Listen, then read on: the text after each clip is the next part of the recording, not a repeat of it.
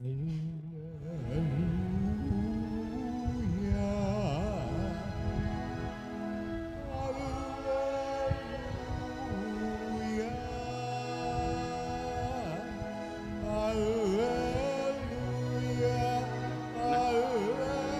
naman.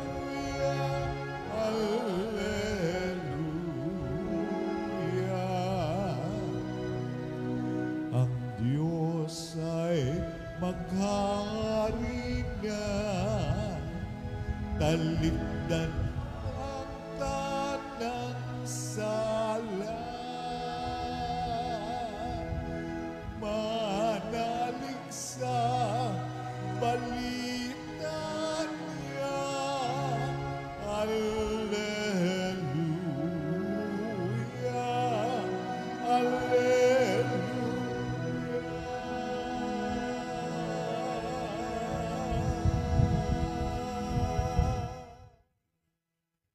Sumainyo ang Panginoon. At sumayo rin. Ang mabuting balita ng Panginoon ayon kay San Mateo. Papuri sa iyo, Panginoon. Noong panahong iyon, sinabi ni Jesus sa kanyang mga apostol, "Humayo kayo at ipangaral ninyo na malapit nang maghari ang Diyos. Pagalingin ninyo ang mga may sakit at buhayin ang mga patay. Pagalingin ninyo ang mga ketongin at palayasin ang mga demonyo. Yamang tumanggap kayo ng walang bayad, magbigay naman kayo ng walang bayad. Huwag kayang magdala ng salapi, maging ginto, pilak o tanso sa inyong mga lukbutan. Huwag din kayong magdala ng supot sa inyong paglalakbay, ni bihisan, pampalit ng panyapak o tungkod, sapagkat ang manggagawa ay may karapatan sa kanyang ikabubuhay.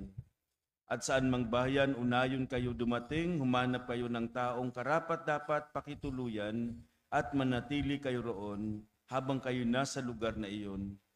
Pagpasok ninyo sa bahay, sabihin ninyo, maghari nawa ang kapayapaan sa bahay na ito. Kung karapat-dapat ang mga tao sa bahay na iyon, panatilihin ninyo sa kanila ang inyong bati. Ngunit kung hindi, bawiin ninyo ito. At kung ayaw kayong tanggapin o pakinggan sa isang tahanan o bayan, umalis kayo roon at ipagpag ang alikabok ng inyong mga paa. Sinasabi ko sa inyo na sa araw ng paghukom ay higit na mabigat ang ipaparusa sa mga ito sa bayang yaon kaysa dinanas ng mga taga-Sodoma at taga-Gomora." Ang mabuting balita ng Panginoon. Pinupuri ka namin, Panginoong Jesucristo. Magsiupo po ang lahat at makinig sa homilya. Ang ebanghelyo natin ay ang pagsusugo ni Jesus sa kanyang mga alagad, at alam natin na hindi madali ang misyon ng Panginoon. Tulad ng ating mga kapatid, mga sisters sa Missionary of Charity. Hindi madali ang magmisyon. Bakit? Dahil may mga tao na welcome tayo, may mga bayan din na minsan hindi tayo tanggap. Pagdududahan pa tayo. Kaya hindi madali, lalo na nung panahon na wala na si Jesus. Sa pagpapatuloy nila ng pagpapalaganap ng salita ng Diyos, most of them, they ended up dead. Pero hindi huminto ang gawain.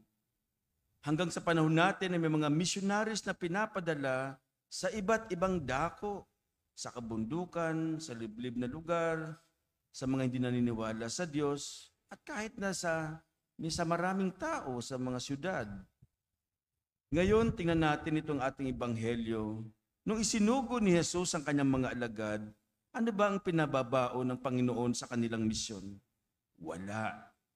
Ang sabi ng Panginoon, huwag kayong magdala ng pera, maging ginto, pilak o tanso sa inyong paglalakbay. No? You don't have to bring anything. Huwag din kayo magbaon ng pagkain, bihisan o tungkod, sandalyas. Ang tanong natin, ano ang dapat nilang dala? Dalawa. Two things that they should be with them. Una, ang Panginoon mismo. Ito ang pinakamahalagang baon nila, dala nila. Ang mensahe ng Panginoon, dito dapat hugutin ng mga alagad ang kanilang security. Alam po ninyo, habang binabasa ko itong ebanghelyo, hindi ko alam kung na-share ko na ito sa inyo, yung karanasan ko nung ako'y seminarista, every year, nung kami nasa seminary, meron kaming summer exposure. On my 4th year, sa theology, na-assign ako sa ETA sa Zambales at sa mga labor sectors. No? Hinati ko yung part-time na yun, summer exposure, to visit the Zambales, ETAs, at sa mga labor sectors natin. Dalawa kaming seminarista na magkasama, si Brother Ronald. Lumabas siya ng kongregasyon, pero natuloy siya sa pagiging pari. Nasa Amerika na po siya ngayon. Inaamin ko, may takot ako sa tuwing summer exposure. At totoo lang, parang ang security ko yung baon naming pera. Pag malaki ang baon naming pera, parang secure ako. Kasi alam natin na mahirap yung pupuntahan namin. Pero dito sa Ebanghelyo, hindi sila pinadalhan ng kahit ano. No? Sabi ng Ebanghelyo, in English, maganda, without cause you have received, without cost you have to give. Magbibigay pa sila. Wala nga silang dala-dala. Ano bang dapat nilang ibigay? Yung presence ni Jesus, yung salita ng Panginoon, yung mensahe. Ibig sabihin, si Lord mismo ang kanilang ibibigay, ang kanilang ibabahagi. At sa pangalan niya, pwede nilang pagalingin ng mga may sakit. Kahit na buhayin ng mga patay, palayasin ng mga demonyo. Kaya dapat sumasa kanila si Jesus. Inisip ko marahil hindi ko kayang gawin yun. Pero ang iparamdam na may Diyos ay pwede kong gawin. Kahit kayo. No? Hindi siguro tayo pwedeng kayang buhayin ng may patay. Pero ang iparamdam na may Diyos, kayang-kaya natin gawin. Sa tuwing binabalikan ko itong aming karanasan, nakakagaan ng pakiramdam dahil marami akong natutunan. At totoo ang sinabi ng Panginoon.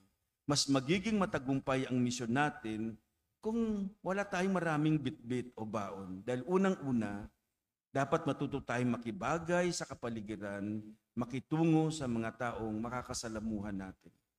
Tulad ng pagpunta ko sa ETAs, iba pang mga summer exposure, kung dala ko yung mga gadgets, iba pang kagamitan, baka hindi maging effective ang pagpaparamdam namin sa Diyos. Kaya itong unang dahilan kung bakit ayaw ng Panginoon magdala ng kahit ano. Isa pa, napagtanto ko na hindi mahalaga kung sino magdadala ng mensahe. Kahit sino po pwede sa atin. Kasi ang mas mahalaga ay ang mensahe, hindi yung tao. Ibig sabihin, hindi lang pare, hindi lang madre, lahat tayo ay pwede nating dalhin ang mensahe, pagpaparamdam na may Diyos sa atin. No? Kapag naibigay mo na sa kanilang mensahe ng Panginoon, masarap ang pakiramdam mo. Aalis ka na meron kang naiwan sa kanila. Kadalasan nga kapag naramdaman nila ang presensya ng Diyos sa atin, meron pang iyak-iyakan, ayaw tayong bitawan. No? Pangalawa, at huli, ang baon nila ang kanilang kasama mismo. Kasi alam naman natin na hindi sila mag-isa na ipinadala.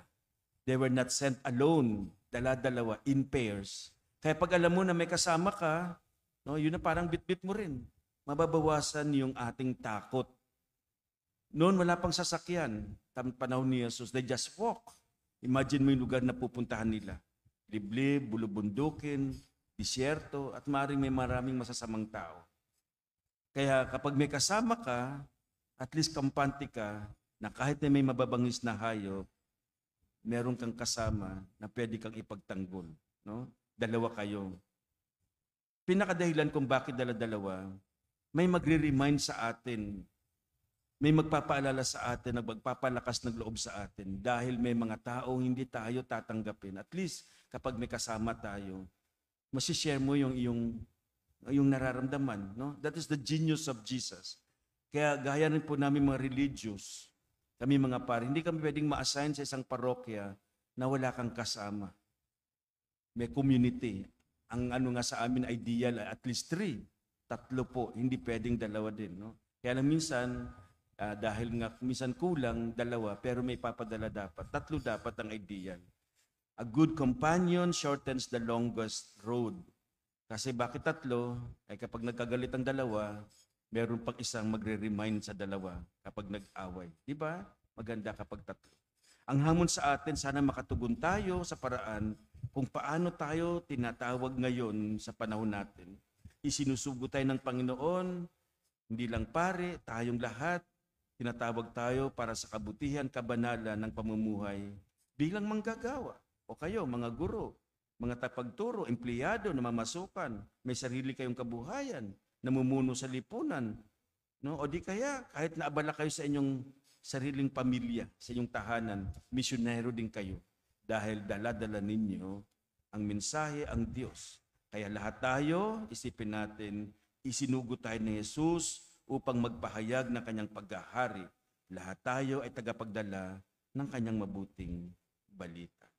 Ito ang mensahe sa atin ngayong araw ng Huwebes, sa 14 na linggo ng ordinaryong panahon, karaniwang panahon, at sa pagpaparangal natin kay San Tadeus, Judas Tadeus. Amen?